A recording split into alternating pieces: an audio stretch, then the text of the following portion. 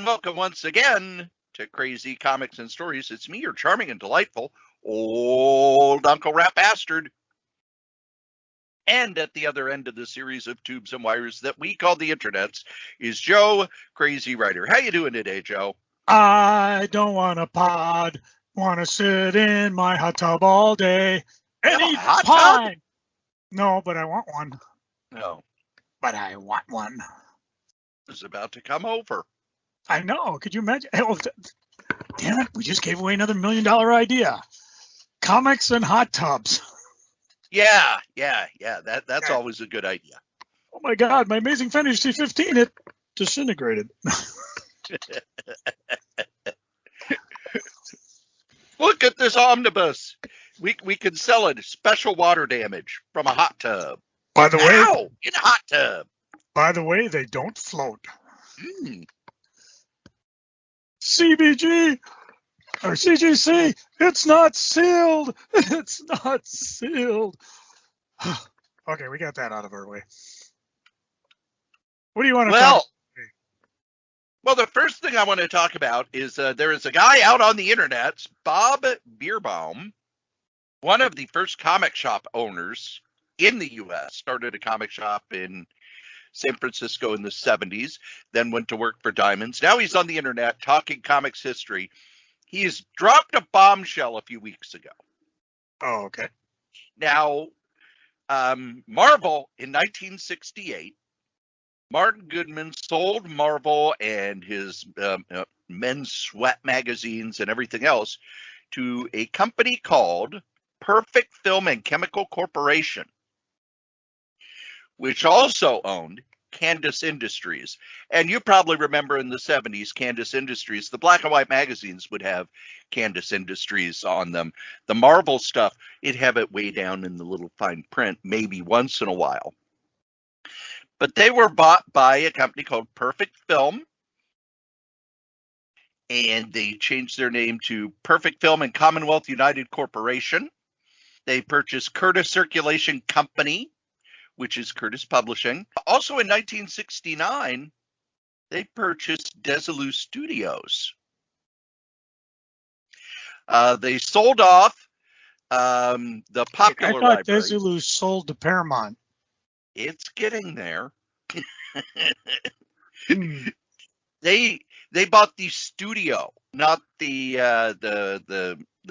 all the other stuff. I think they bought the actual land it was on. They sold the books because there were books that Martin Goodman, paperback books, they sold those off to Fawcett Publications. But there is a rumor that he is saying that this Perfect Film and Chemical Corporation was a CIA front. Hey, party at the CIA. And I've asked him about it, and he said he's holding it for his book. Uh-huh. He's probably got somebody over his head going, yeah, talk anymore a little bit, and we are going to show you what we did to that Nicaraguan guy. Well, they went, let's see, Candace Industries was liquidated. Here's what happened with Marvel, too. 1983, Candace's management, including Marvel president Jim Galton, made an offer for the company's share in order to take Marvel private. Gabel considered the offer low and instead put the share up for sale on the open market. Candace executives sued him over that attempted share sale, claiming the sale was an attempt to take control. When Candace Industries was liquidated because of this lawsuit, it sold Marvel Entertainment Group to New World Pictures. And Curtis Circulation, all the other stuff, was sold to Hachette Distribution, which, if you're following comic distribution, you know they're one of the smaller book distributors that is trying to get into the comic market as well. So I don't know how much of this is accurate when it comes to the CIA being involved.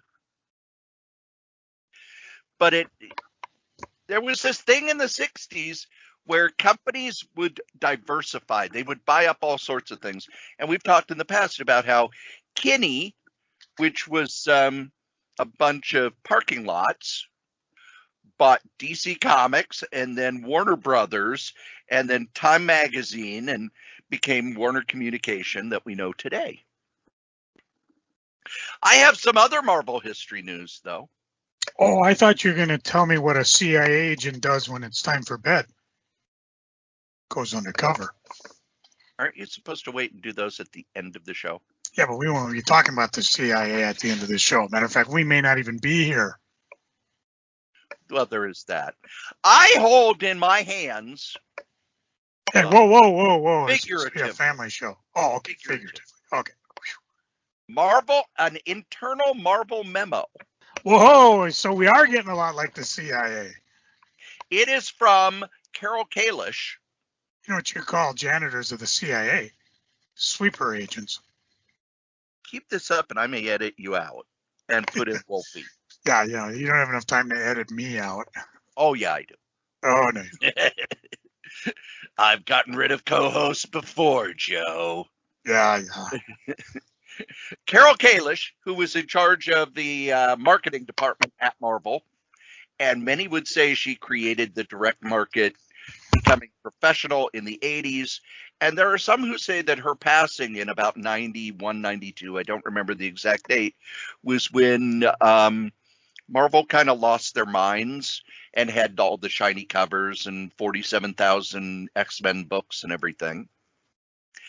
But I have a memo dated 9/4 of 1990, which is the sales for June of 1990. Now, June of 1990, Joe, what was the book that came out in June of 1990 that broke sales records?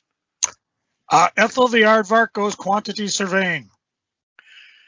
Yes, that was the lowest selling comic ever printed. Oh, book. I thought you said comic. Well, that's very different. Well, the adaptation of the movie Ethel the Aardvark Goes Quantity Surveying. So, nope, it was Spider-Man #1, the Todd McFarlane book. Oh, yeah, it'll never last. Well, yeah, it only lasted, 75 issues? Yeah, and sold 1,054,700 copies. Of the silver cover. Yeah, the silver, and then there was the black cover, and not on here is the newsstand. Right, this is direct sales only. Which one was bagged? The silver cover, I believe. Okay. So I don't remember, believe it or not. Of course, course, it was only 30 years ago. While you do that, I'll fire up the old Atomic Avenue and type in Spider-Man. Dun, dun, dun, dun, dun, dun. But that was the first comic that went absolutely insane with sales. Okay, the green cover was newsstand, doesn't count. Gold cover, which was considered a second print, and then there was the silver printing. Yeah, silver and black, and they were probably both bagged, if I recall. Okay. So they sold almost 2 million copies of that book. The next highest selling book, X-Men #265, which I believe is a high dollar book, isn't it? Which one? 265. I will check that out. I'm still on the bag thing. Green stand, newsstand, poly bag variant. Sealed black bag, Todd McFarlane, silver black cover variant. Yeah, they were bagged. Oh my God. If it's still bagged, they're running around $30 to $50.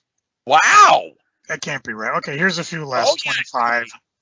Because, I mean, most people, what do? We open them and look at them. So, yeah, having a bagged one. And how many years ago was this? And this was the first bagged comic, if I remember right. Probably. At least I don't think it was bagged because anything was in it. At least I don't recall. So Uncanny X-Men 265. Because I've got everything on my phone in a very, very small print. It's very, very hard to read. I got to keep flipping my readers on and off. All right, allow me to let's see, go lowest first. Buy it now. No. 265. Okay. I thought that was a big deal. Nope. Now, the next one, a little more interesting. 266. 266. Okay. That was the first appearance of some cat named Gambit. Ah. So now, yeah. here's the thing. X-Men 265 sold 260,800 copies, but the issue before, number 264, sold 219,900 copies. X-Men jumped up a lot with this issue, and I think the reason is this was back when comics sold better in the summer. I remember the comic shop that I went to back in Illinois, he had the opposite effect because it was a college town, and when the college students left, his sales dropped by half. But the other comic shop, the one in Galesburg, well, kids are out of school. High schoolers have summer jobs, so they have more money. So comics sold better. And then as the comic audience aged, I think that summer bump went away. But your number one was the McFarlane X-Men. The number two was the McFarlane X-Men. McFarlane Spider-Man. Your number two were the two X-Men books, and that was when X-Men in the summer would ship 2 issues. Spider-Man would ship 2 issues. Wolverine would ship 2 issues. Punisher would ship 2 issues. The next up was Amazing Spider-Man 336 and 337 in the annual. Numbers 8 and 9 were Wolverine, and they were at 189,000. And this one really surprised me. Number 10 in sales was What If? Is that volume 1? Nope, volume 2. What if Wolverine battled Conan the Barbarian? So that probably caught a lot of people's attention. It's not an expensive.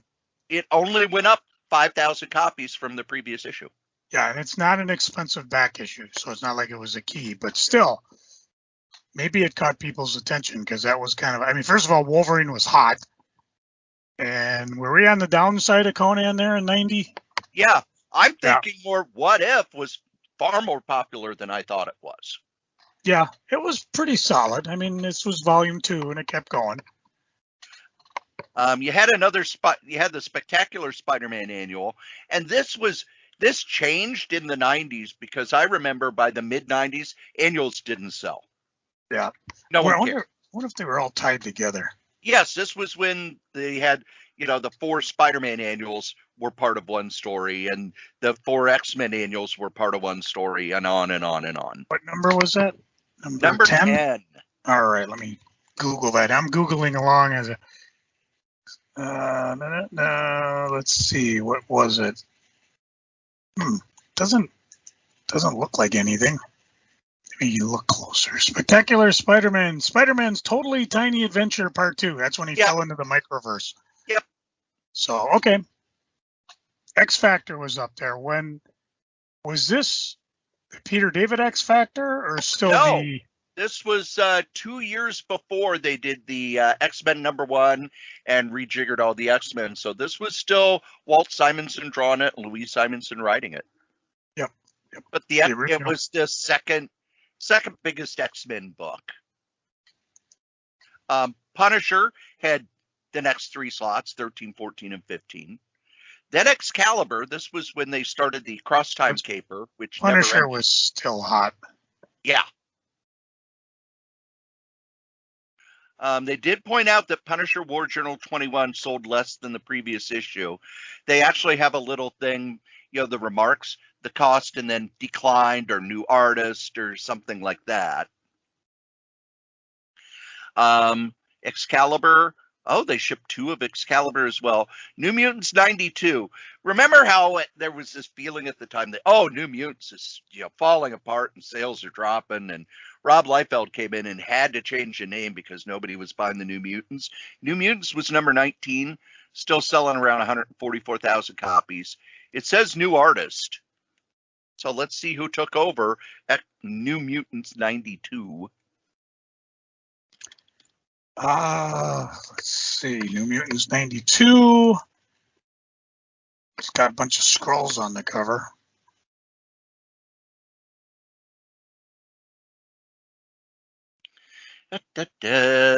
New artist, Bob Hall.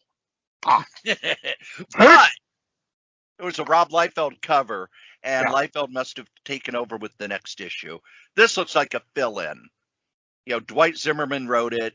Bob Hall penciled it. Yeah, this was a fill-in, which meant that they were giving Rob a little extra time to get that first issue done. Yeah. Probably a good idea. But let's see. Next up was Ghostwriter at number 20. And I remember, here's the weird thing. You know, New Mutants. Oh, New Mutants is falling apart. Sales. We got to do something. Meanwhile, Ghostwriter, red hot. Got to put him in everything. Hot. Well, same thing with Punisher at the time. But Punisher at least was, you know, in the top 20, not tied in with anything else. New Mutants, one step below it. Oh, it's a failure. This was during the time when John Byrne said if he got on a book, it became a top 10 book no matter what.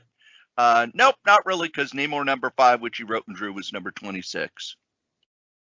Hulk was increasing. There's the 2 Spider-Man books, Web of Spider-Man and Spectacular Spider-Man at 21 and 22. Hulk was at 23. Avengers had number 24 and 25. That was a bad period for the Avengers, too. I don't remember. Hang on. Allow me to fire it up and see what the storylines were. Avengers. I can spell. What was the first one? 321? Yep, 321. All right. Looking at it. Dun, dun, dun. Oops. Man, there were a lot of books they double shipped during this summer. I forgot all about that. I remember the X-Men and Spider-Man and Punisher, but I didn't realize there was so many other books. Avenger was Crossing the Line, Part 3. Crossover with Alpha Flight. Yeah. Yeah. No. Actually, was Alpha Flight? I think it was just like 319 to 324. I don't think it crossed. Alpha Flight was in it. Well, I'm not seeing Alpha Flight in the top 36 issues, so. Yeah, let's see. I see Quasar. This is when they were out at sea on the island. Yeah. There's Stingray. Vision was white. Captain America. Yeah, there's Alpha Flight in it. They show up by near the end. Now, so largely unforgettable. Number 32 is a book that now probably, I think if people knew now what they knew, what they knew then, if they knew now, it would have sold better. And that's Silver Surfer number 40, Jim Starlin starting to build toward Infinity Gauntlet. But it was number 32, only sold 105,000 copies. Number 40. Yeah, this is when he sidetracked Silver Surfer into Dynamo City. Meanwhile, yeah, Thanos was the Thanos saying the universe is overpopulated. Yeah, it was the beginning of that because Thanos showed up. Not a terribly expensive. Well, some people are saying it's expensive.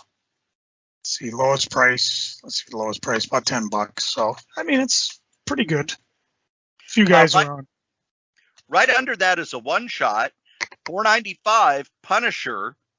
When Marvel was putting out after DC had created what they called the Dark Horse format, not Dark Horse, Dark Knight format. Then they changed it to Prestige format.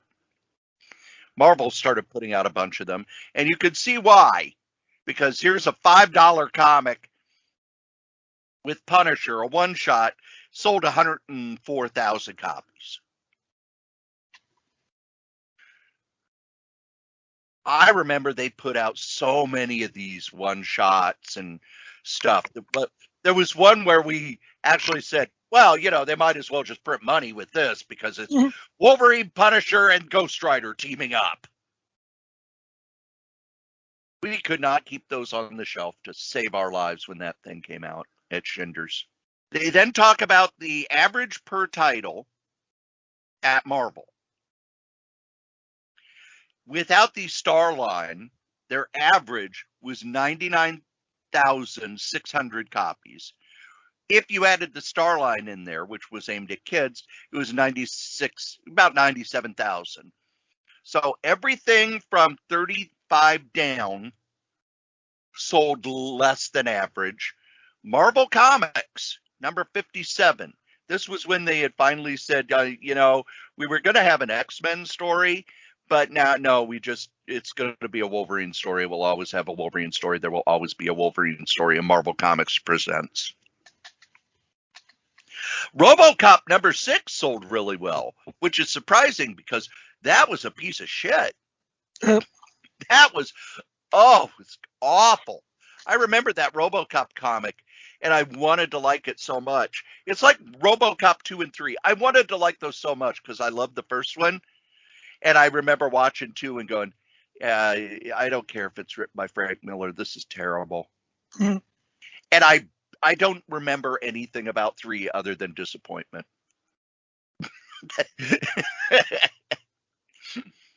Now, here's a comic that coming in at number 38 has been collected in an omnibus.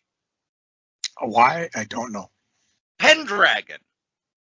Probably, I think, if not one of it was the first of the Marvel UK line, which no one cared about. No, it was really sad. I mean, there was a little bit of heat on the new Death Head. Yeah. And I know Peter David brought some of the characters over into his run of Hulk, but nobody cared. They had shiny covers. They had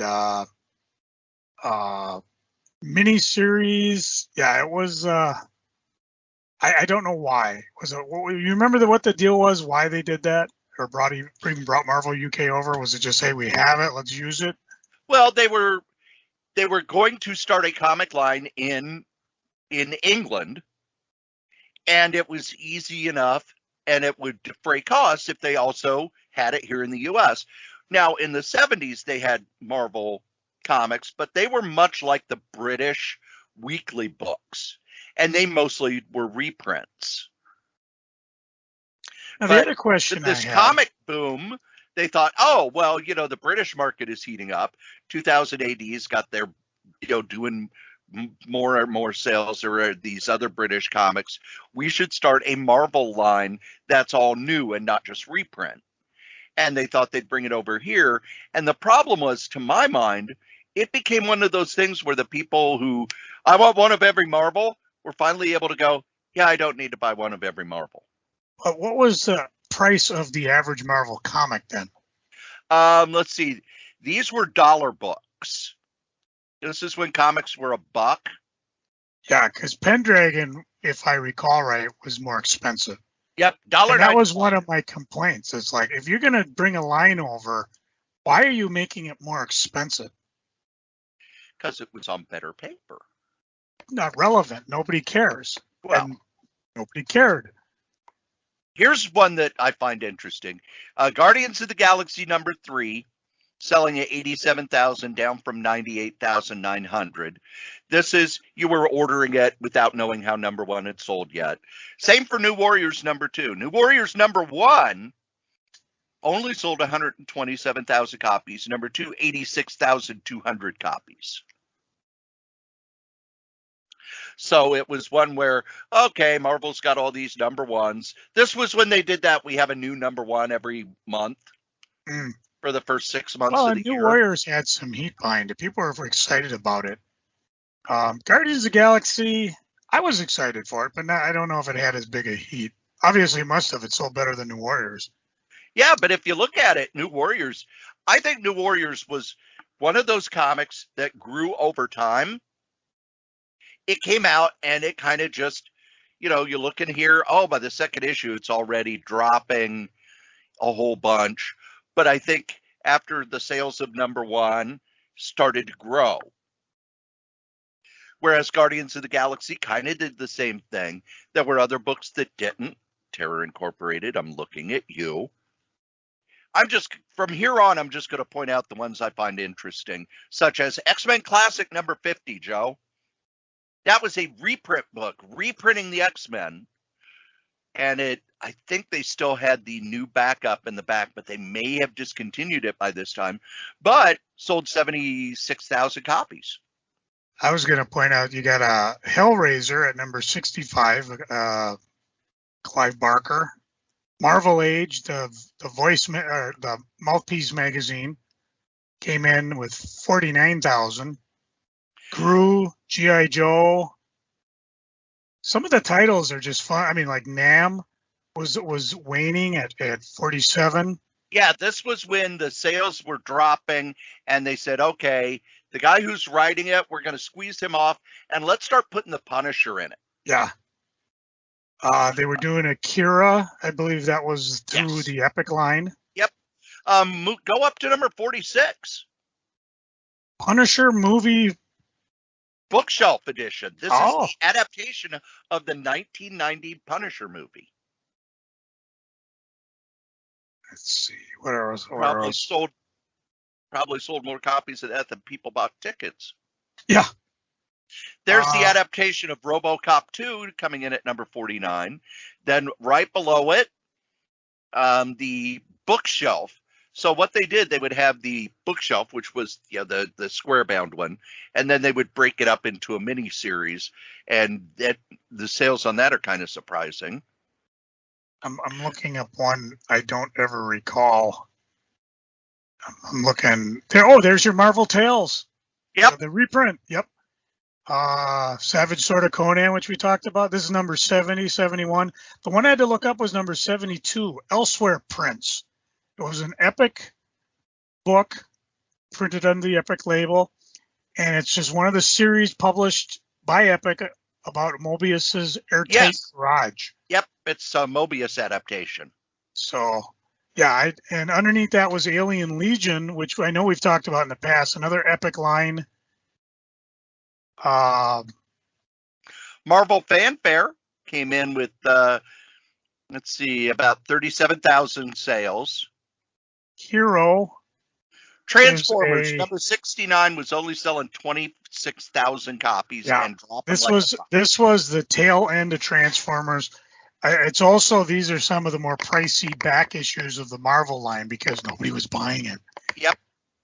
Some of these titles I had to look up, like number 74 is Hero, which was... Yeah, that was this weird mini-series. Yeah. That they never... they just kind of dropped it on the market and was never heard from again. Yeah, it looked like Marvel owns it, so it might come back. So maybe you might want to go dig it out and see. Now, again, if I was writing stuff, this would be the type of stuff I would tap into. Like, hey, let's bring this guy back.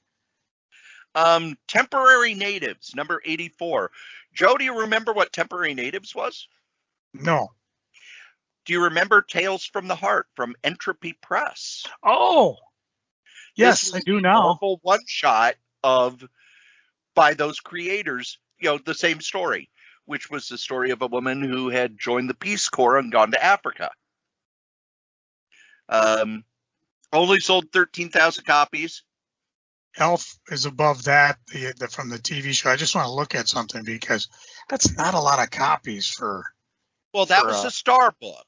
So they sold on the newsstands and through subscriptions. Okay, right above that is Critical Mass. Remember the Shadowline saga that Epic tried to do? Yeah. This was the conclusion of that. Those books didn't sell, so they took everything that they had pre-done because Archie Goodwin had kind of, he masterminded that little superhero shared universe thing in Epic. They had worked out so far in advance that they're like, okay, we've got all this stuff. Let's do 2 more to wrap it up. It'll be 7 issues in a prestige format just so that we get it out there and make some money back on it. They also listed Kazar graphic novel, which I don't even remember. And then you've got the Star books. And then you have the, at the very bottom, Heathcliff number 50. Street Poet Ray. That was one that everybody made so many jokes about. As Marvel's worst selling book. Well, it wasn't. Right above that, however, a $75 slipcase reprint of the Simon and Kirby stories from Captain America 1 through 10. I remember that. I did buy that. I have that. And Joe, why did Marvel get utterly pissed off at Greg Dixon over it? I don't recall. Because again, in the coloring, someone put a dick on Bucky when he was tied up. Oh. It wasn't in the art, but in the coloring, someone just put a red dick on him. And when that came out, Marvel was like, shit! Hang on, I gotta look up on eBay to see if that's... And it was too expensive for them to do a reprint with, only, here it is, it sold 5,520 copies, which is huge for a $75 book when regular comics were $1 each. Above that, I have to laugh. It was a media tie-in for a Saturday cartoon. Camp Candy, based on John Candy. He was doing some show. No idea what it was about because I wasn't watching it. But it's just funny how as we get to the bottom, everything switches to like Epic Line and the Star Line. Yep. But again, this is direct sales. Maybe they had better presence on the newsstand. Here's something that's rather important. Total anticipated billing. This is how much Marvel would make on all these books. Oh. $6,061,000. The month before that was $4,669,000. So I would say that that Spider-Man book got him $1 million easy. But these are the actual numbers, and it fascinated me. They had everything on there. The only trade paperback was a martial law trade paperback, which reprinted it. All the martial law stuff that they'd done. There were a couple of the graphic novels, which were more the album, were the graphic album, that were bigger and only about 48 to 90 pages. By the way, if you are into comic shop dicks, such as, Batman and his, if you want to check out what Bucky's look like, you can find that edition on eBay. It's about $60. Really? Yeah. This is open. There's a lot of them open to invest in. If it's sealed, it goes a lot higher. Well, yeah. But most of them tend to be, again, this is one person. This is the lowest price. Most of them tend to be hovering around 75, and then they tend to go up a lot. Some people are asking, like, sometimes you wonder if people are looking at what's going on eBay. One guy's asking $400 for it. It's sealed, maybe a sealed one, but underneath it's an open one for $216. So, well, let's see what Mile High is charging for it. Well, they're in a different reality, anyways. Mile High always jacks their price up the less copies they have. Yeah. Because he has this idea where he wants to slow the sales down on it until more come in or it evens out. So he could have one copy at $500. And how many of these were published? They said 5,500 were sold. Yeah. He is selling it. He is selling it fair $60, good $120, very good $180, fine $240, very fine $270, and near mint for $300. Okay, so yeah, again, that may make a difference, but again, I see some of these open ones at near mint. So, but again, you do your own business thing. If you're on eBay, it's a different M&O. And the other thing about Chuck Rosansky is he wants to have at least one of everything. So that if you need that strawberry shortcake number 4, he's got it. Yeah. If you need that Camp Candy number 3, he's got it. But that's sort of his business model. He's kind of the person of last resort in a lot of ways. Yeah. But he's got everything, So now the question I have, Cory, if you can recall, which titles were you buying at the time? Well, I was working at Schindler's, so I read most everything. Let me grab the. Okay, I think it's more interesting to see in the like the middle tier. Marvel Comics Presents I loved. I loved Marvel Comics Presents. I love anthologies. Even if one story was crap, you'd get at least one good story, and the other two would be readable. And I liked how it started, where it was bringing classic creators back with their characters. You had a Steve Gerber Man-Thing story. You had a Doug Moench Master Kung Fu story. Stuff like that. You started with John Buscema drawing Wolverine. Yeah, I'm sorry, you can't beat that in my mind. But as it went on, a lot of it was, I think I told you Scott Lobdell story. He told us how he broke into comics. He worked near Marvel. So what he would do every day on his way to work, he would stop by at Marvel and drop off another 8-page story. And he knew that they needed to do copyright. Characters need to show up every so often for the copyright to be retained. So he would go through the official handbook of the Marvel Universe, pick out characters that no one had done a story about in a while, write up an 8-page story, drop it off on his way to work every day, so that Marvel knew he could meet deadlines. And they started using them, but that's how he got the X-Men. He didn't get the X-Men because he was a great writer. He got the X-Men because the book was perennially late, and they knew, well, no matter what, the words will be legible and he will get it in on time. Man. Yeah, he banged them out. And that was important back then. They didn't want late books. Late books cost money. So I've got my list here. And so, what's interesting is when I'm looking at what came out at the time, I believe Pat and I were buying at Hot Comics, and we were also still selling things as P&J at weekends. So obviously, Spider-Man, we were all over. Yeah. And I couldn't. Gruber might remember. I'll ask him next time I talk to him. He might remember how many he bought.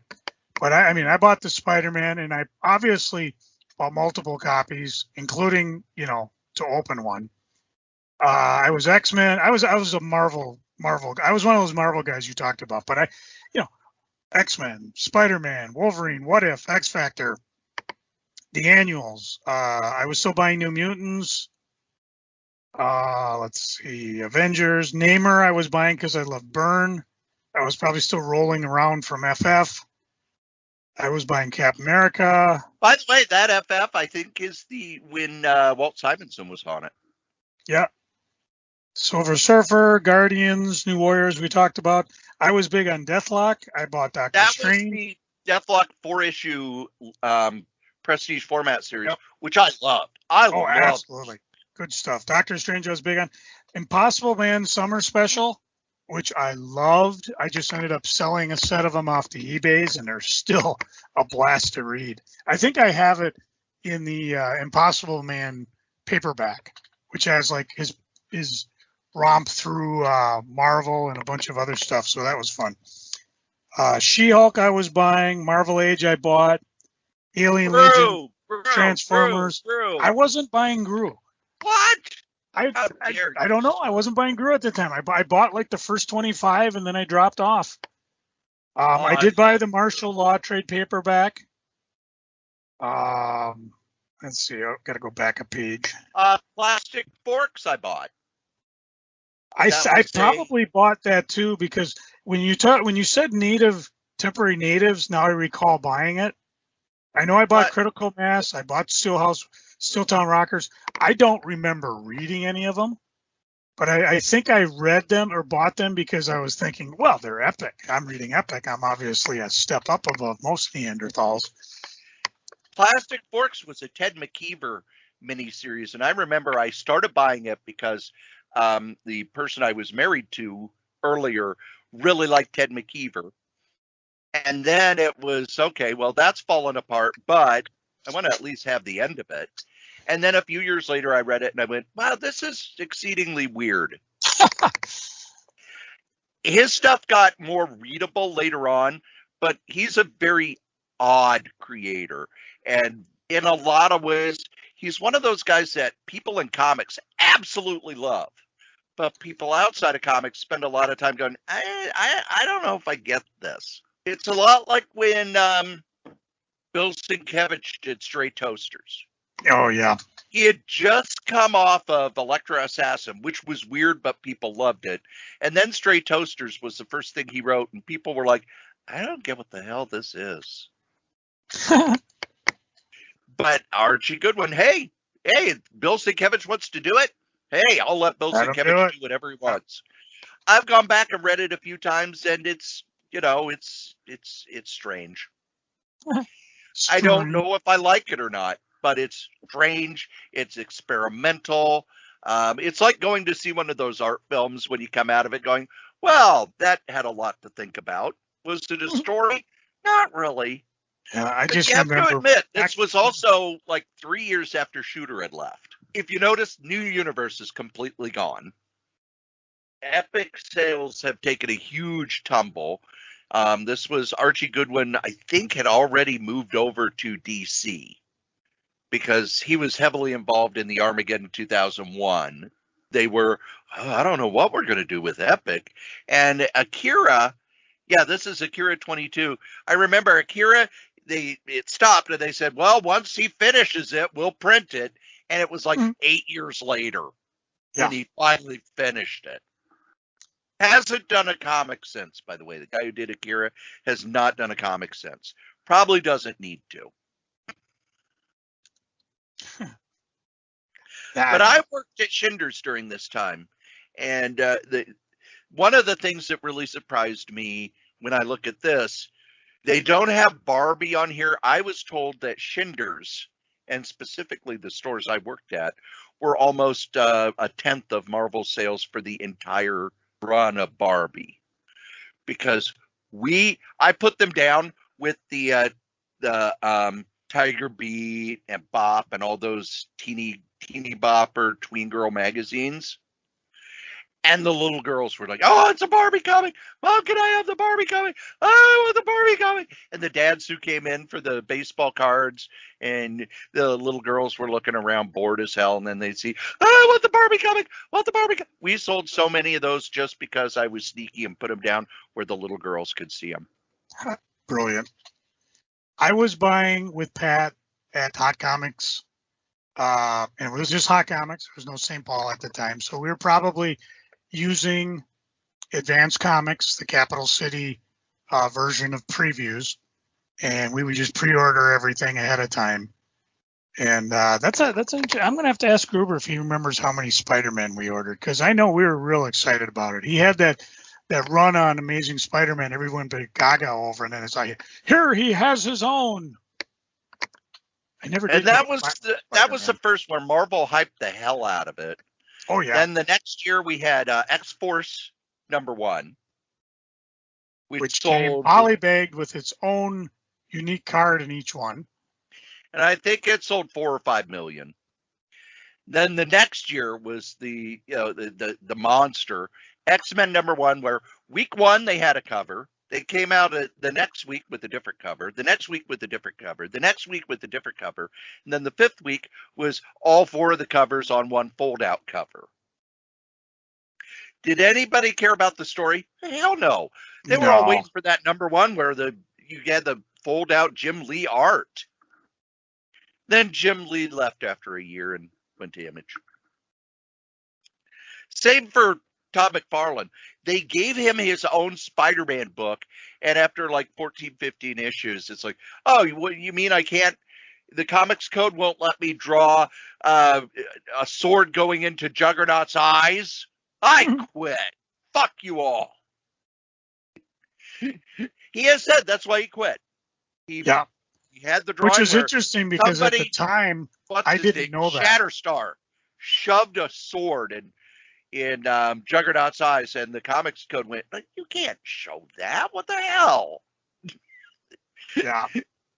Which is, it's interesting because I've seen the artwork and then I've seen the way they had it. And I have to say it's actually more effective just seeing the sword coming to his eye and you hear, slurch. Yeah. And it's like, because your brain comes up with stuff far more crazy than what anything Todd could draw. It's like the the thing in Psycho.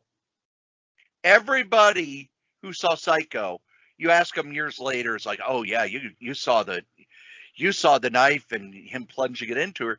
Nope, not once did the knife didn't even touch her, I don't believe, in any of the shots they used. It was how they edited it, and your brain filled in the rest. And that's what a lot of Marvel and DC would do in the 60s and 70s. They would lead up to it and let your brain fill in the rest, because the comic code wouldn't let them. Then by the time you got to the 90s, it's, no, you show it. To where you got the Marvel Max line, where I'm reading some of those now, and it's like, oh, wow, this is, whoa. Yeah. This would be released unrated in movie theaters. You know what would not be released unrated in movie theaters, Joe? I got a list here. You want me to start alphabetically? No, I just want you to get me to our ad for NordVPN. Let's hear it. Our newest sponsor is NordVPN. Let's be honest, if you're out on the internet, you need a VPN to protect you. There's all sorts of things going on the internet where people can track you. You could accidentally download a keylogger, all sorts of things. NordVPN gives the best security possible. It has a password manager which generates complex passwords, syncs across all your devices, stores your notes and credit card information. It also gives you 10 gigabytes of private cloud storage, secure files that backs up your data automatically. But the main thing it gives you is peace of mind. It gives you peace of mind when you're out on the internet, when you're streaming, when you're playing games, when you're listening to podcasts like this one. It gives you safety anywhere at any time. It protects your online activity. You get full access to all content. And if you use the link go.nordvpn.net sh3ku, it'll take you to where you can get a great deal for a 1-month plan, a 2-year plan, a 1-year plan. They are our newest sponsor. We're happy to have them. And if you would like to sponsor something here at any of the podcasts on the Solitaire Rose Network, you can. Just email me, solitairerosenetwork@gmail.com. Thanks.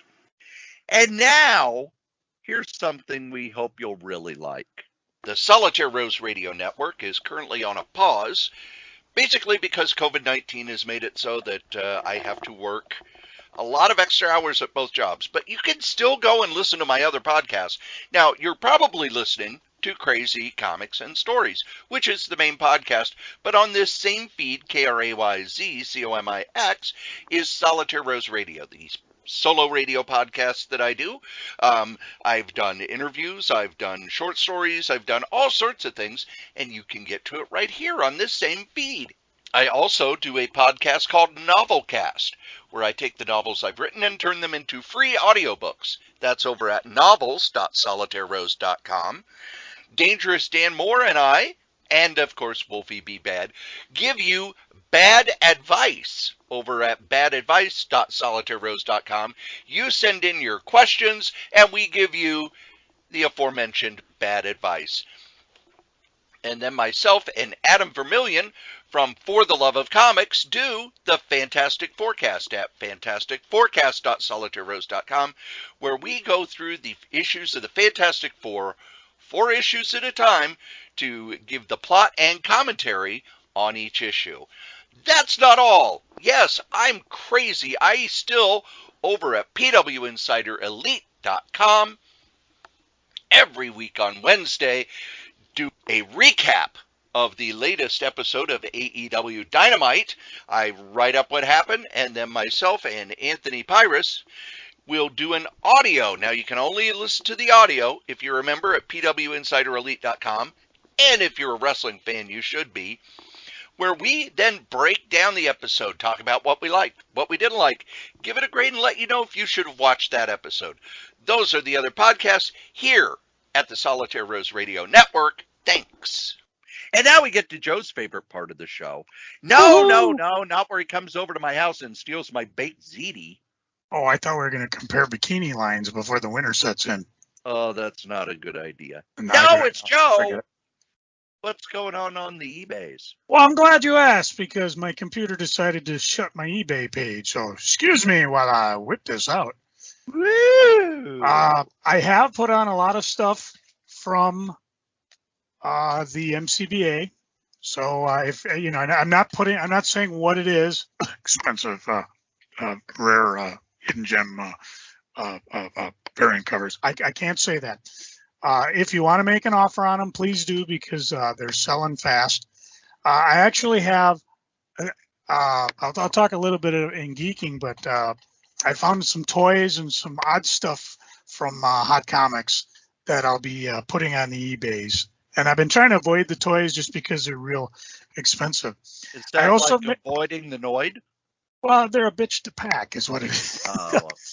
I do got other things, graphic out. I'm going to have some time to put things on. So it's always fun to check it out. Occasionally, I run across things that make me go, what the deuce is that? For example, I found, Cory, have you ever played the X-Men Pressman games, board games? Yes. Did you happen to save the comic books that came with them? Oh, I don't remember. Now, not every comic, because what happened was some of them, like there was I think a video game that came with just a spiral copy of the Guide to the Xavier Mansion and that type of stuff. Oh yeah, that was the video game. I did not because I had a friend who had the Commodore when in the 80s. So I played them, but I didn't buy them. Yeah, and you could get them through comic shops. And a lot of the games, the various Pressman games, some of them were cool because they came with little X-Men figures. So they were collectible in and of themselves. Now, what is really unique about them is that two of them came with exclusive comics, exclusive X-Men comics. One of them is Uncanny X-Men 303. What's with it? Meh, not that big. But it's considered a second print. You can tell the difference from it because, well, I should say that, but it's the death of Colossus's sister. Don't worry, she gets better.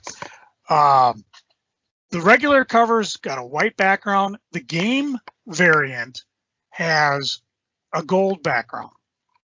And it's not extremely expensive on the eBays because it's I don't know. You would think it would be because you had to buy the game. You had to open the game. But, I looked and I found the prices weren't that expensive. Now, however, there was another version that came out. And I'm looking at I got actual pictures of the game here. The name of the game was the Uncanny X-Men Alert Adventure Games. And on the bottom, there was a blurb that would say, limited edition comic inside. One of them had a picture of a silver inked X-Men number 13. I'm sorry, number 11. I said that wrong. And this is one, it was during a Mojo story. Jim Lee was still, well, he might have been writing it. Scott Lobdell was there. We already talked about him. Jim Lee was doing the art, but he might have been bailing. Actually, he bailed the next issue because Mark Texera was in there. But this had Wolverine on the cover, and the silver inked Pressman edition goes for silly money. I don't know if it's because it's a Jim Lee cover. I don't know if it's just because there are none in the wild to be had. They're hard to find. It's just one of those books that's really weird. They're both, you could only get them in the games, but if you do see them in the wild and you see them cheap, it might be worth picking up because of the type of variants you won't find. Another variant, I don't know, Cory, did you ever play the Uncanny X-Men Madness in Murder World from Pendragon Software? I did not. I did not either, but I had it. I had a bad habit of buying things and never playing the game, but I loved buying it because this one came with a comic book too. Marvel Comics and Pendragon Software presents The Uncanny X-Men, Madness in Murder World. I have no idea where my copy went to. It was a curled up, it was rolled. And so if you find one and it's flat, that means somebody took it and flattened it. I put mine under something to flatten it out, and I've never found it since. I have the box with the 5 1/4 inch discs in it still, but I bought one cheap on the eBay, and it's hard. I'd almost say it's almost impossible to find this in mint shape, just because it was curled up. It's almost like the subscription copy stuff in the 60s. Let's see. I just open up the one I got. So this thing came out in 1989. Let's see. Madness in Murder World. Danny Fingeroth wrote it. Marka Begley is the penciler. Kind of a short story. It's like a prelude to get the game going. You got Dazzler, Wolverine, Storm, Cyclops, Nightcrawler, and Colossus. Under Magneto's direction, Arcade has kidnapped Charles Xavier. He is too weakened to help attack, but he can telepathically help you through the death traps of Murder World. Let the game begin. Around the same time was another game, Amazing Spider-Man and Captain America, Doctor Doom's Revenge. But as far as I know, that didn't have a comic book with it. Or it might have. I'll keep looking, and if I find it, I'll let you know about it. But there's a couple comics that, hard to find in the wild. The X-Men comic is, a lot of guys have it slabbed for silly money. The other one, 303, is pretty easy to find. Which one do I have? Well, first of all, I'm not selling Madness in Murder World yet. I'll probably combine it with the software program and sell it as a bundle. But I do have one of the X-Men comics online. At least it's there as we talk. Might not be there by next week. Well, there might not be a lot of things there by next week because things are selling and selling fairly steady. Check it out, KRAYZ. I take special deals, special offers from anybody who wants to do what I tell you to do every week. Just send me a quick note, say you listen to this here podcast. I'll either toss in something extra special, or if you want to make a deal on one of those high price variants that I'm selling, I'm not supposed to say it's selling for other people, you know what to do. Come get some. And now we get to my favorite part of the show.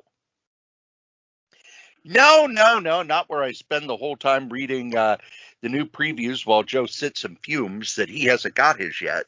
No, it's freaking and geeking. Joe, what are you freaking on? Other than the fact that you don't have your previews yet. Oh, I was supposed to have my previews already? I got mine today. Well, I really don't like you. Hang on a second here. While you were doing that, I'm going to look and see. I have absolutely no sign of anything being shipped. So I will go out and I'm actually, what the hell, a little geeking. But Department of Homeland Security gave a kind of a 8-hour reward to everybody in Homeland Security because most of us over Labor Day had to work. We don't get the day off. You may, we don't. And I actually am burning my 8 hours tomorrow, so I'm actually off all Friday. So knowing what you just told me, Cory, I will run out, and now I have an excuse to go to a comic store and pick up a previews. So what do you think? Previews next week? Sure. Sounds good. We got it settled. Some other things I'm freaking on. Cory, do you play any phone games? I still play The Simpsons. I play Candy Crush. I have about 8 different Candy Crush games. Oh, yeah. My wife plays a few. The big ones I'm playing now. That's mostly what I play. I stopped playing Simpson for some reason. I forget why. Did they have like a defect a couple years ago? I don't know. Okay, because I know I had a problem, but okay, maybe I should check because I did disinstall mine once because for some reason my phone wasn't smart enough to play the game after an update, And then I kept playing again, and then I got to another point where it was like I couldn't do what I needed to do to get the event done. And I remember what it was. It was trying to log in. They had decided they were going to do a 2-step login process. And again, I geeked about this. I'll give a Joe prize to anybody who can remember that, because I was livid. They had no reason to think that, people are hijacking my Simpsons game to do what? Play it? So all of a sudden you were forced to use that 2-step process. Normally it's not a big deal. You just put in your name and then a code comes to your phone. The codes weren't coming. And people were complaining about it. They've been complaining about it 2 months before I got nailed with the update. And at that point, I just bailed. I said, this is utterly, utterly ridiculous. You can keep changing your email, get a new password, but they never sent the 2 code. So every time you signed in, you had to do that. Have you run across that phenomena, Cory, or have you? Every so often you have to re-sign in, and there are times when it won't let you. But really, if you just kind of wait a half hour, usually it's because somebody at EA tripped over a cord, or who knows. But if you just wait a bit and try again in an hour or two, but you never got swept up in this 2-step process where you had to do a verification code sent to your email that you registered with.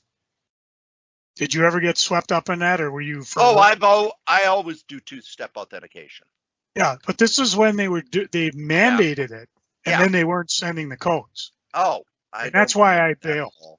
And the sad thing was a guy from EA was fabulous in helping me, because I had it on my old crazy at isd.net, which I stopped, and I told the guy, I had it on this, and he helped me get it on my Gmail. So he did all this wonderful stuff, and it still was messed up. And that had to have been years ago. So maybe I'll try that again. But I've been playing other games. I play Gardenscapes. I'm still playing Wild Frontier. I play Harry Potter Puzzle Search, which is just a, match 3 and keep on going. But what's funny is I play a couple that are just real heavily ad. Like I got this bubble game I play. I play this one called Bazooka Boy, which is a dumb, brainless game. But 99% of the games I see a game and they show you the graphics and you're thinking, wow, that looks kind of cool.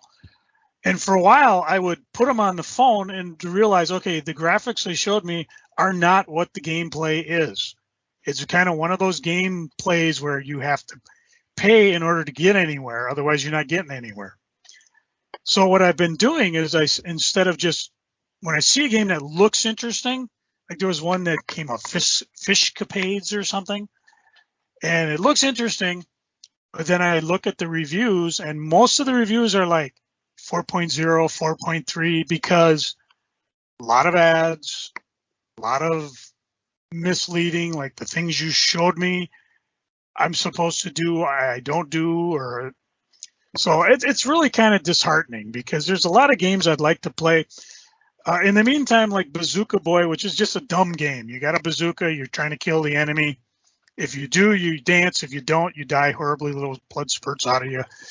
And what's cool about it is you don't have to go through 30-second ads. Every time you do something, it's an ad. But some of the ads are just little 5-second ads of a 30-second ad. After 5 seconds, you can do it. And I'm so used to, just like with the Harry Potter game, they'll give me a bunch of extra spells if I watch a 30-second ad. Okay, hit the thing, let it play for 30 seconds. Whatever. I'm doing this to relax. It doesn't really matter.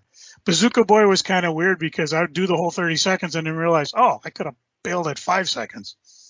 I've got one called Bubble Empire Challenge. Same thing. Between levels, you get ads. Yeah, I understand. It's probably one big ass company pushing the same platform, but if you're going to advertise something that you're not delivering on, it's really disappointing. And the reviews show it. And of course, we're sorry you didn't have good blah blah blah. Ugh. Whatever, boys. So that's kind of boring. Let's see. I saw a Facebook, you meta suck.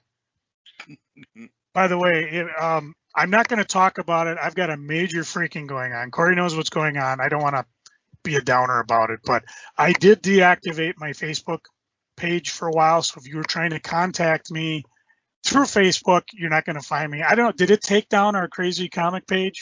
Nope. Or is it?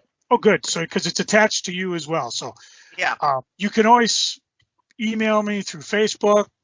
Cory talks about how to get a hold of him if you have a pressing message for me. But I had to back out of Facebook because otherwise I would go on one of those famous rants that Cory is wise enough to block me after he lets me go off for 50 minutes and says, no, that's not going on the podcast. So anyways. I have saved us from being deported many times. Many times. You're very wise in that sense. Let's see, what else am I? Oh, one more freaking, just read another article. Apparently it's going to be a bad Christmas for retailers unless you're Walmart or Target. And Cory and I will say this as we get closer and closer. We don't always practice it, but we say it. Shop local if you can, especially in terms of comics and graphic novels. Not a bad idea to start, like what I used to do at the shop is I had a thing I would give to all my subscribers and say, hand this to your loved one, fill it out. These are the things I'm interested in. And I would always say, you can ask for individual comics, but graphic novels, toys are easier for me to do.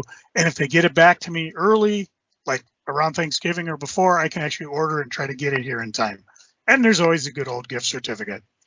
I say that with the caveat that sometimes you just have to go to Amazon. For example, I mean, Cory, I ride Cory all the time about him ordering on Amazon, but I have clip-on sunglasses. I need glasses. It was hard when we were doing the Marvel list because I'm switching between my readers, which I need to see really small print, and then I use glasses for distance. I tried bifocals. They made me sick, so I just switch back and forth. But being diabetic, you're also supposed to wear sunglasses so that the UV rays from bouncing off your hood or, when you decide to stare at the sun and try to count the spots on the sun. I broke my clip-ons. Well, and it'll be part of what happened in geeking, so I'll wait till we get there. But I left them in my coat. My coat got all dirty, and then the washer, the dryer were not kind to them. I reach in and I'm like, oh, there's the lens. I have no idea where the rest of the clip-ons went.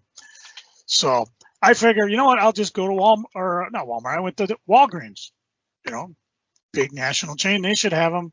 Nope. Oh, maybe it was CVS across the street. Go over to CVS. Nope. And I talked to somebody there and I said, didn't you used to have clip-ons here?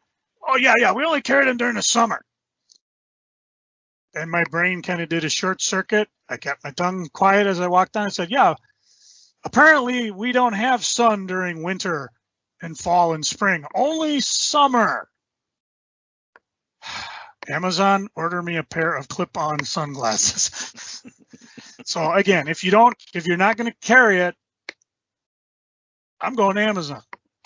I know Walmart and Target don't carry them because I've already looked there. So there used to be a little guy out at the Mall of America. I'd always go buy my clip-ons from him. He was right in the East Court, and eventually he must have closed shop or they charged too much. So always try to buy local if you can.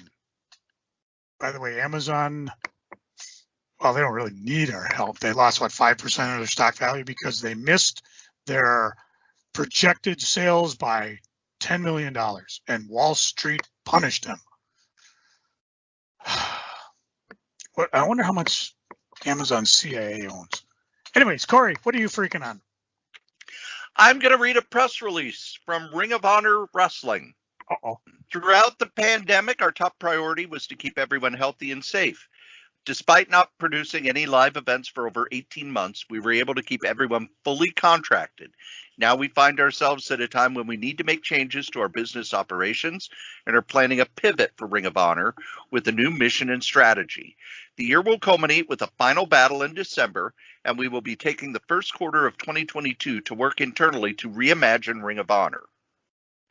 Ring of Honor has the most dedicated fans in the industry. We appreciate their loyalty and patience as we reconceptualize Ring of Honor. We anticipate returning to live events in April for Supercard of Honor with a new fan-focused product and provide a unique experience for wrestling fans. The COO, Joe Koff, then did an interview with Mike Johnson where he laid out all of the detail. He had to wait until he had told all of the wrestlers what it is. If your contract expires in January, if your contract expires at the end of the year, you will not be re-signed. If your contract expires later, they will honor the contract. However, after Final Battle, the pay-per-view in December, they will not be running any events at all.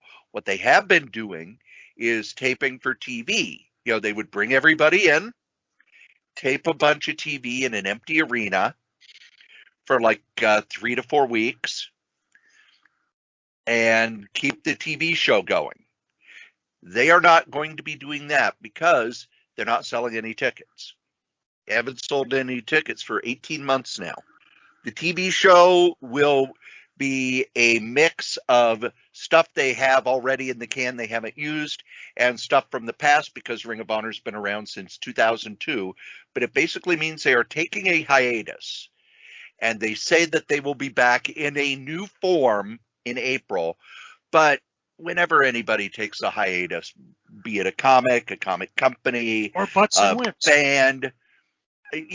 band, a wrestling company, anything, it's rare for them to come back. Ring of Honor, I have been a huge fan of Ring of Honor since they first came to Minnesota, and I saw CM Punk beat the shit out of a soda machine. Probably had it coming. Wait, was it a Coke machine or a Pepsi? It was a Pepsi machine at the St. Paul Armory that he put his dollar into, and it didn't give him any soda. I hope they got that on tape. No, they don't. Oh. But I remember going in, and, you know, everybody's, you know, getting their seats and everything. And here's this guy in sweats beating the shit out of a Pepsi machine. And I look over, and one of the people who's helping people find their seats like, yeah, that's one of the wrestlers. Who is that? It's CM Punk. He's in the main event. Oh, that's not good. I've seen Ring of Honor all but about 2 or 3 times when they came to the Twin Cities. I've watched every episode of it since they went on Sinclair TV over a decade ago. They've had 500 and some episodes. Now, the good thing is this means we will have more episodes than Ring of Honor TV. Another one that we have beaten. But Ring of Honor was always a different style of wrestling than what you got from the majors. They were the guys who started the flippy dippy, 50,000 flips. Then they moved to what was known as strong style, where everything looked like an MMA fight. Now they are doing something called pure wrestling, which I absolutely love. It's only 3 rope breaks. If you punch somebody, you're given a warning. If you punch them a second time, you lose. Anybody interferes, whoever interferes is fired, and you could be fired as well. The rules are strictly enforced. So it's a more, I like to call it a mat-based style, where they're, hold for hold, that sort of wrestling, a lot like what Vern Gagne used to have, except sped up. Because Vern, somebody would slap on a headlock and stay there for 5 minutes. Boring. But Ring of Honor is taking a break, and I'm gutted by that. And one thing you could point to, what was it, 2 years ago, they were in Madison Square Garden with New Japan.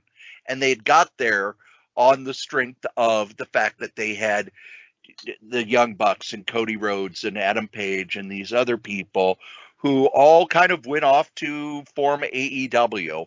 So in a lot of ways, AEW stole their thunder. But Ring of Honor's always had their people stolen from them.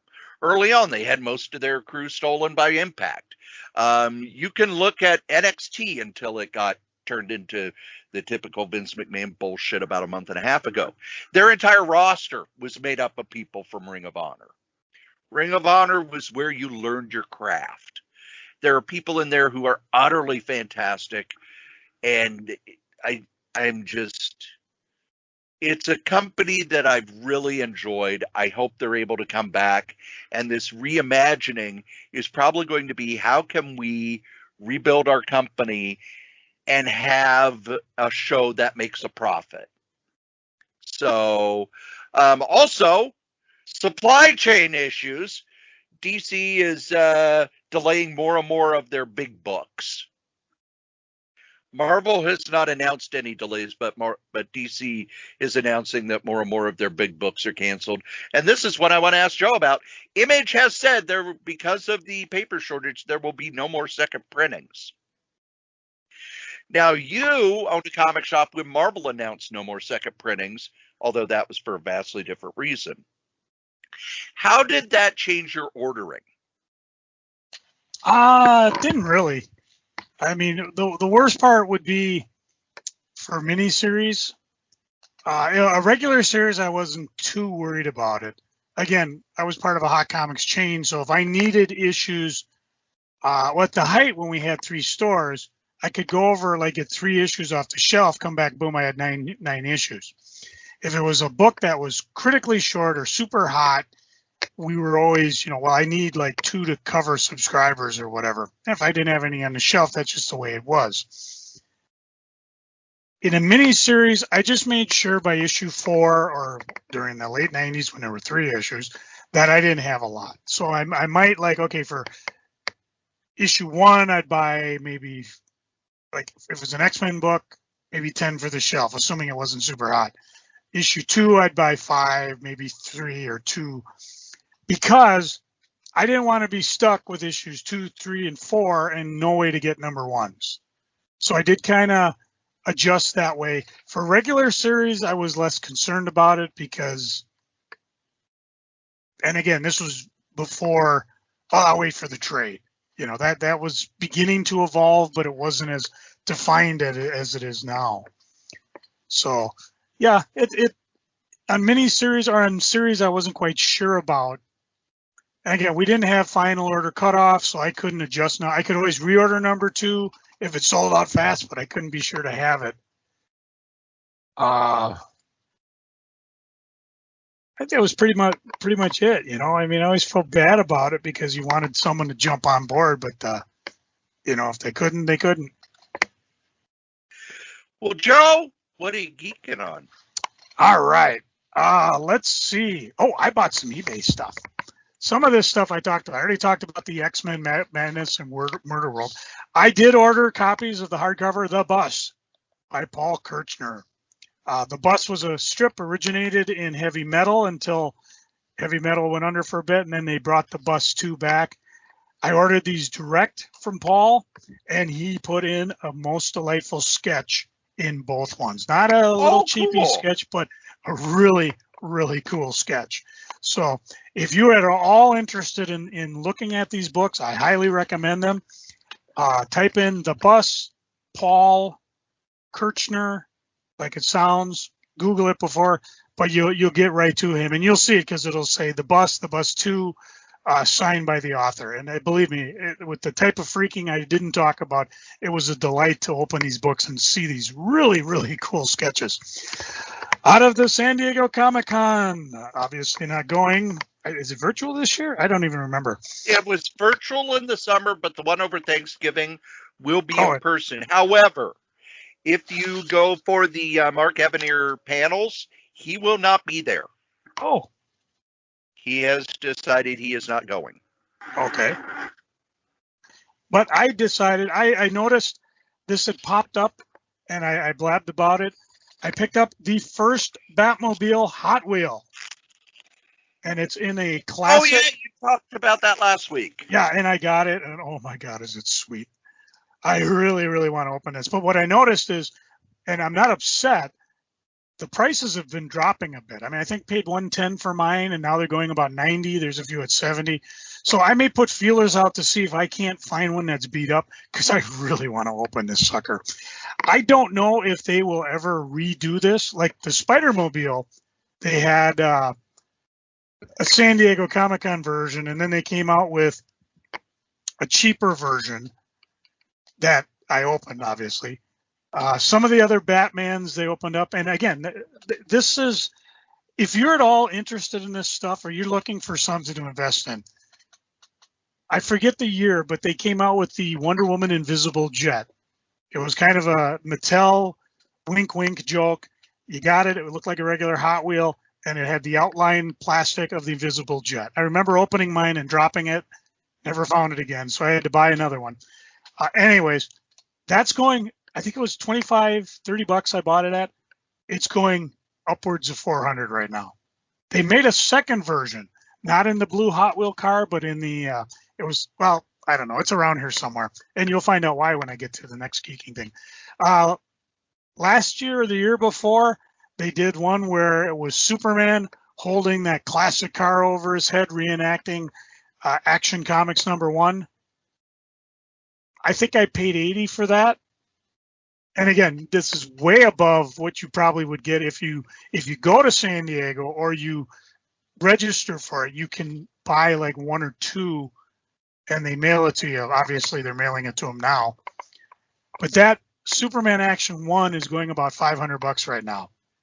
Why am I saying this? Well, if you're interested, get yourself one of these first Batmobiles. I do not see them going down because the only way you could get it is if you bought a ticket for San Diego, if you're lucky enough to go, and if you registered with Mattel. I have not gone on eBay yet to look at all the other goody San Diego exclusives. It's easy, just go SDCC 2021 and just rub that credit card up. Meantime, I'm putting this back in its corrective box, and I will take it out and ooh and ah, and I'll show it to you, Cory, next time we get together. As far as the other geeking thing, which I've been alluding to, my wife and I went and we cleaned out more of our garage. And one of the things I kept running across were oodles of weird stuff.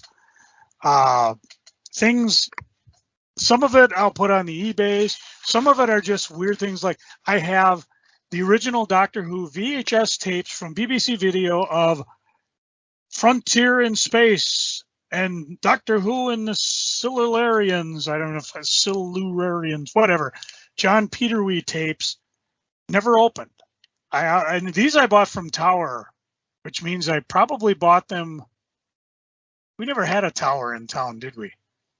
No, we did not. So this must have been when I went down to, my wife and I did that trip from Graceland and went north.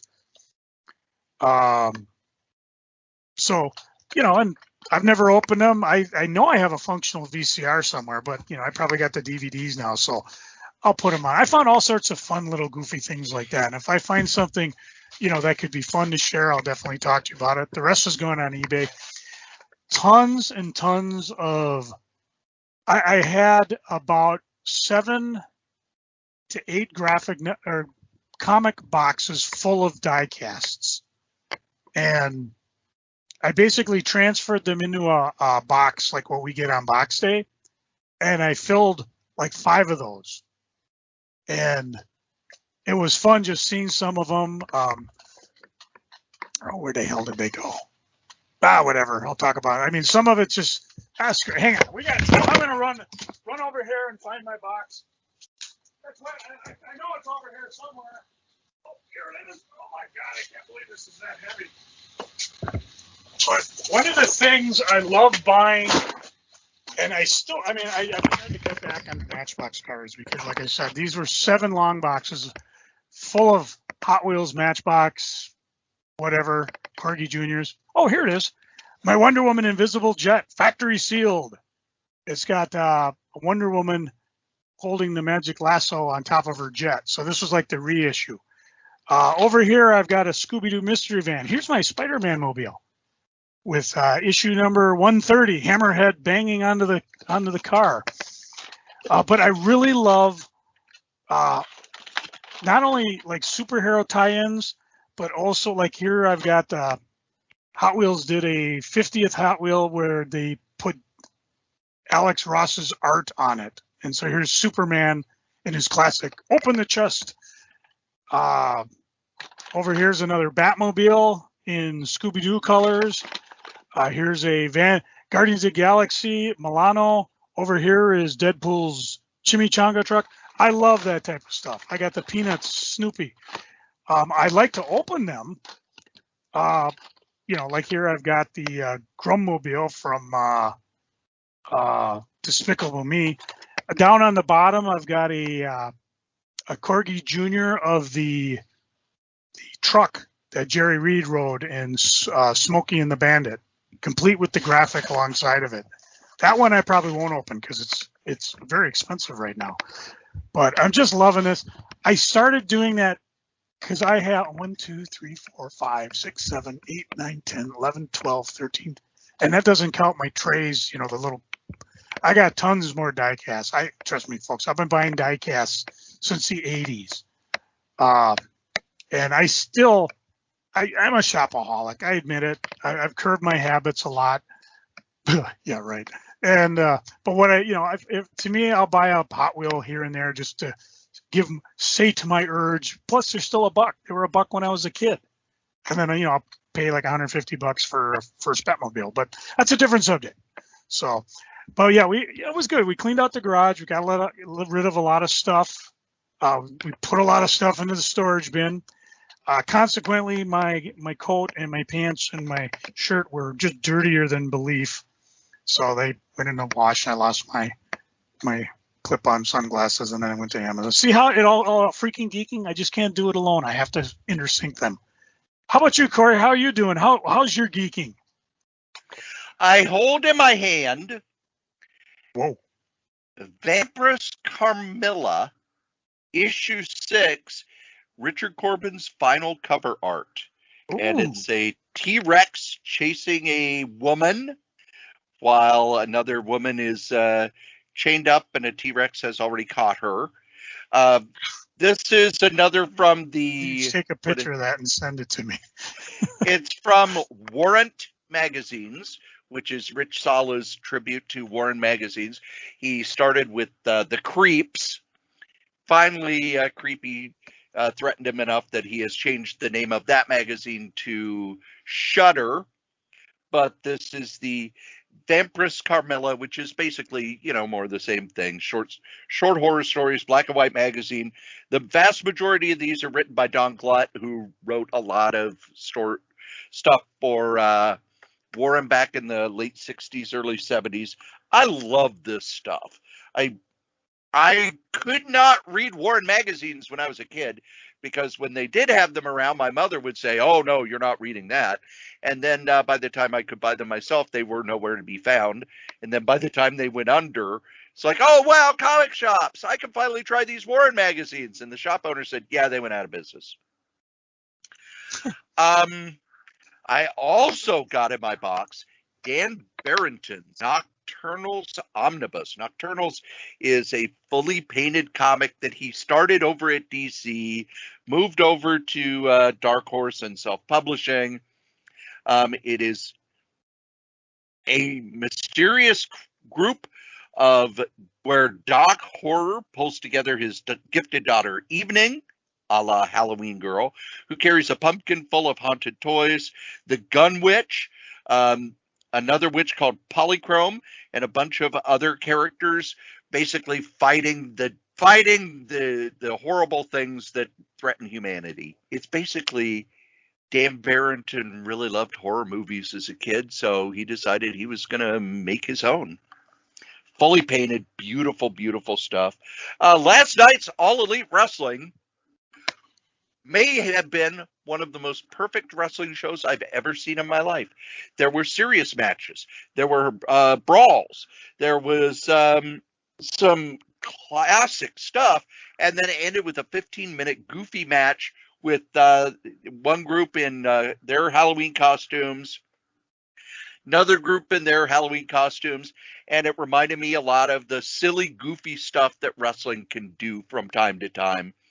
Just an absolute fun show. They are really firing on all cylinders on All Elite Wrestling lately. CM Punk is telling a long story with his matches while he's getting back in ring shape. Daniel Bryan is fantastic. He gave an interview recently where he said, if you just look at the amount of wrestling You would have to watch 10 hours of WWE to get the same amount of wrestling as you get in a 2-hour AEW show. Couldn't agree more. And it's Halloween this weekend, which means that when this episode comes out, November 1st, one of my favorite days of the year. You know what day that is, Joe? I didn't know you celebrated All Saints Day. No, it's Half Price Candy Day. Oh, yes. And comic-wise, those are the two things I'm going to be reading. They added a bunch of Ghostwriter from issue 20 to issue 36 that were not up on Marvel Unlimited. So I was able to finally, they've added those and I'm reading them. And that's another one of those series where it's like, okay, Gary Conway starts a story. And then this guy writes the next part. And this guy writes the next part. And then Jim Shooter writes the final part. God, the 70s were a mess. So they introduce this mysterious figure. Gary Conway introduces a mysterious figure. It goes through the hands of two other writers, and Jim Shooter's the one who has to wrap up the story. Ugh, I can't imagine how chaotic it must have been at Marvel in the mid-70s. But boy, it sure gave us some funny books that we loved. Believe it or not, kids, you've listened to us blather on about funny books and almost funny books only for an hour and a half. Amazing. And as we say every week, the comic we like the least, we still like better than the comic that you like the most. Joe? Did you hear that the CIA hired Stanley Kubrick to fake the moon landings? He was such a perfectionist, he made them film on location.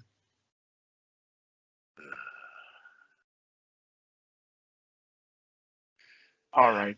Cory, go ahead, Cory. Play your music.